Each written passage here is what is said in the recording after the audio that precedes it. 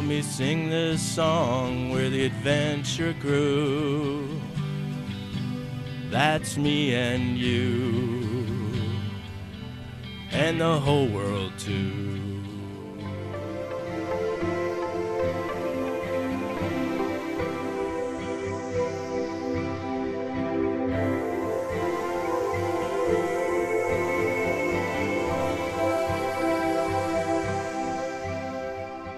A steady stream of people walk along this short section of the Bay Circuit Trail to Walden Pond on this hot summer morning. Soon I turn right onto the trail that leads to Thoreau's bean field. The trees have grown tall since the summer of 1845. Henry David Thoreau came here to write his first book about his week on the Concord and Merrimack Rivers. As we hike by the pond with sunbathers, swimmers, canoeists, and kayakers, we pass a marshy area where baby ducks are closely guarded. And then we come upon the site of Thoreau's cabin. It's amazing how small this is. If this is actually the size of his cabin, whoa, it's pretty small. It's easy to feel the history of this place, but also there's something more, almost mystic, a spirit. You find yourself walking with a man who loved to dance, laugh, and marvel over the wonders of life. A man who liked being out of step with his neighbors and friends, proud of the fact that he didn't fit in. I use nature as inspiration. In fact, I am rarely inspired by anything man has to say, but I am always inspired by nature. Living historian Richard Smith has portrayed Henry David Thoreau for 14 years. This replica is his home away from home. As a former punk rock singer-songwriter, Richard shares a little of the troublemaker spirit that Henry so personified. But it is the love of the natural world that brings these spirits together. I feel very much at home when I am in the woods. I feel that the trees and the soil of Concord are within me, and I am part of the soil of Concord as well. And so by spending time in the woods, we become more accustomed to nature around us and to nature within us as well. Richard has studied the life and works of Henry David Thoreau so thoroughly that he seems to even think like him. So we asked him if there were a few words of wisdom he could pass on to future generations. I would like to see each town, perhaps in Massachusetts or in the country, set aside a tract of land so that it is not disturbed. Trees are not cut down for firewood or for shipbuilding. The land is set aside for recreation and education. So you could just let nature be, so that if you wanted to go to that area, you could see nature be herself. We can assume that the work Henry David Thoreau did during his lifetime inspired the preservation of nature, as evidenced in his hometown and surrounding area, with today's conservation lands so prevalent here. And Richard Smith, as himself, gives us one more thought from the experience and work of his lifetime. I talked to thousands of school kids, and a very small minority of them really spend time in the woods, and I find that kind of disturbing. I have school groups come to the pond, and for a lot of these kids, this is one of the first times that they've really spent time walking in the woods and looking at nature as something to be admired.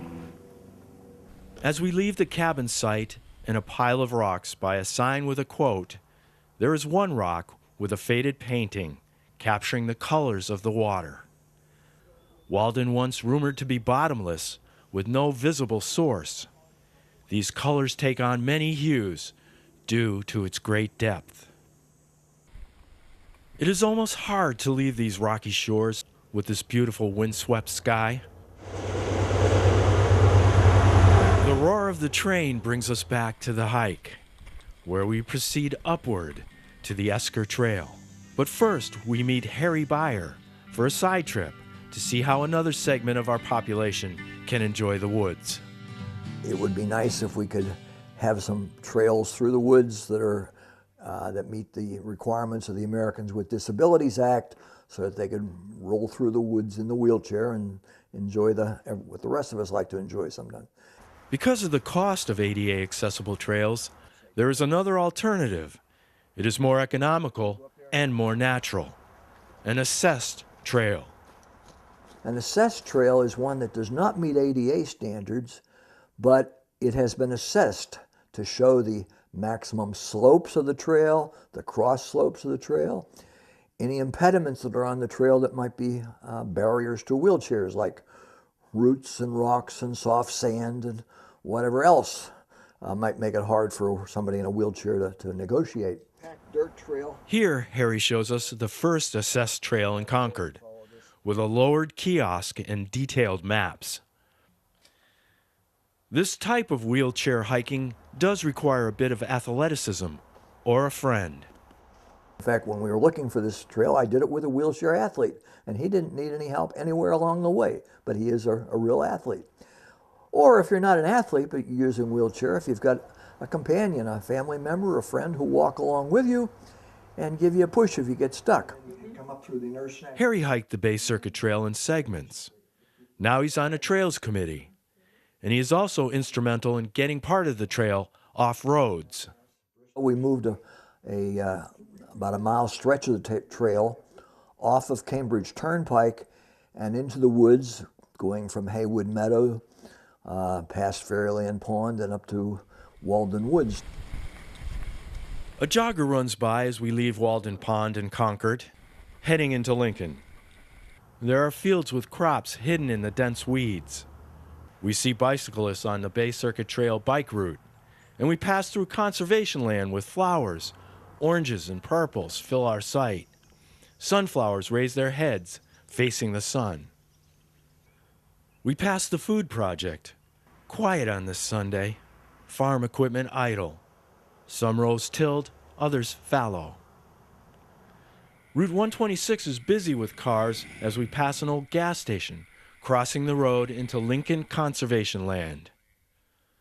Following this farm road, there is a small hill ahead named Mount Misery. In the woods, I have a small problem finding the blazes at this three-trail junction. I didn't know which way to go, and in my directions it said to follow the Kettle Trail, so I would have went that way.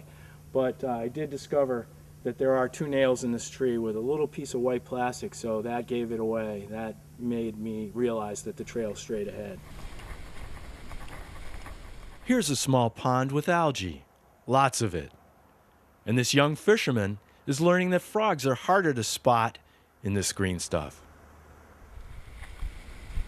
We parallel Route 117, where we pass a boat launch to the Sudbury River and these ominous signs. I wonder why the fish are contaminated with mercury, so it's time for a side trip to find out. The Sudbury River has a problem because there's additional mercury pollution from a factory that was upstream in Ashland, which is now closed. It's a Superfund site.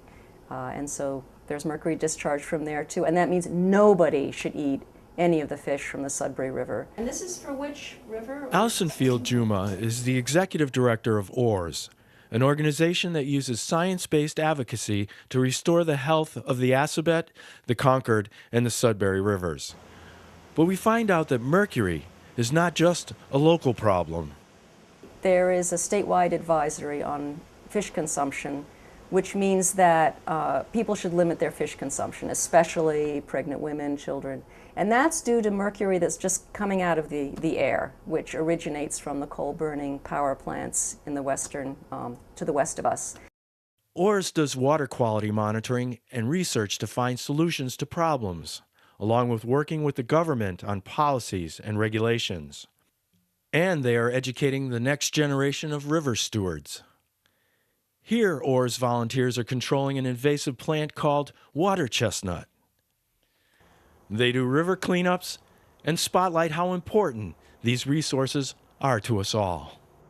One of the things we've been working on is climate change and that kind of adaptation that we're going to need to do now, quickly, change the way we think about how we make our investments in infrastructure, in development, so that our ecosystems can adapt to climate change and continue to provide those absolutely essential services like drinking water and flood control.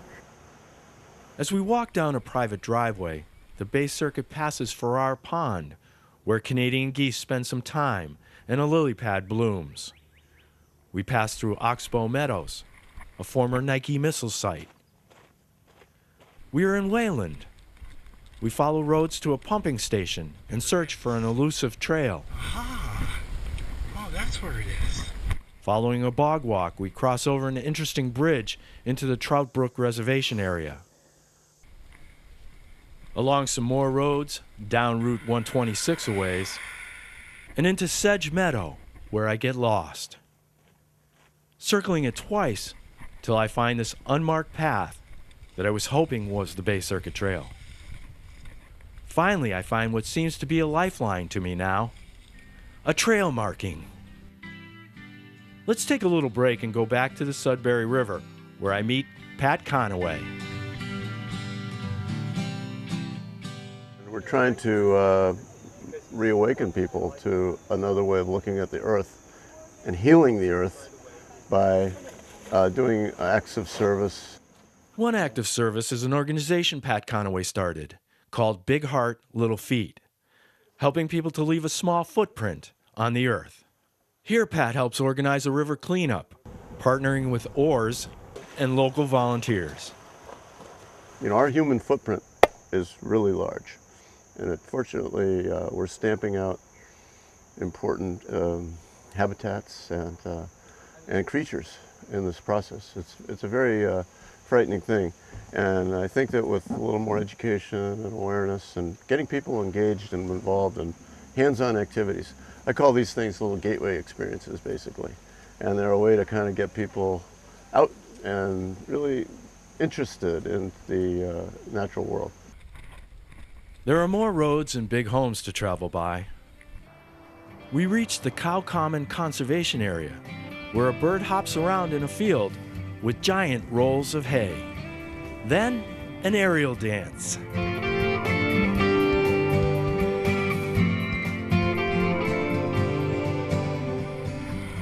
More roads take us to Route 126 in Wayland.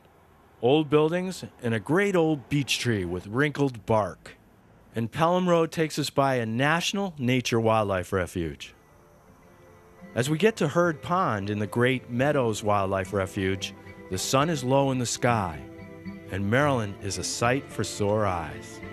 And she has water, something I've sweated out of my system.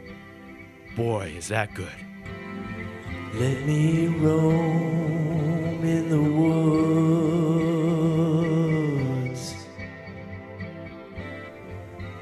with the freedom of a bird, the soothing breeze in the trees,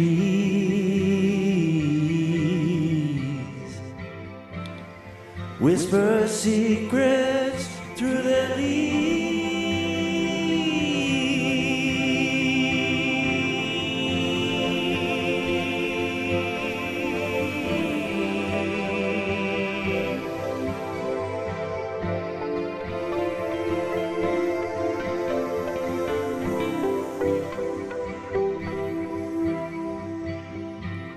I see the wonder in your charms.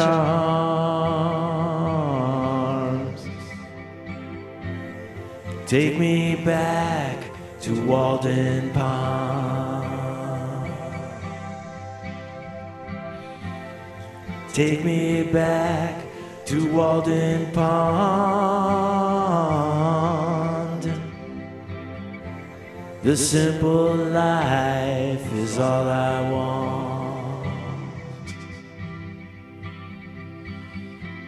The simple life is all I want. The simple life is all I want.